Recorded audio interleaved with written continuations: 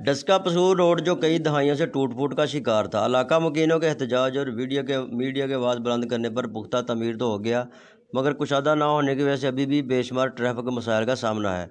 Motorway interchange की वजह से ट्रैफिक के बहाव में भी इजाफा हुआ है और रोड कुशादा ना होने की वजह से हादसा रूनमा होना मामूल बन चुका है। रोजाना तकरीबन 2 4 5 एक्सीडेंट होए होंगे ने। कोई गड्डी वजी है, कोई किसी नाल वजा, कोई आप ही डिग पिया। बहुत ज़्यादा मसाइल है, लोगों को रोड खुला होना चाहिए। रोड लाइट्स ना होने की वजह से चोरी डकैती की वारदातों में भी इजाफा हो रहा है।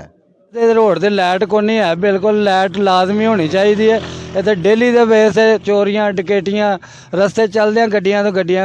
अगर इस रोड की अहमियत की बात की जाए तो डस्का से पसरूर, नारोवाल, शक्करगढ़ और करतारपुर को मिलाने वाला रोड है और इस रोड पर सैकड़ों देहात हैं जहां से रोज़ाना लोग खरीदारी के लिए डस्का का रुख करते हैं।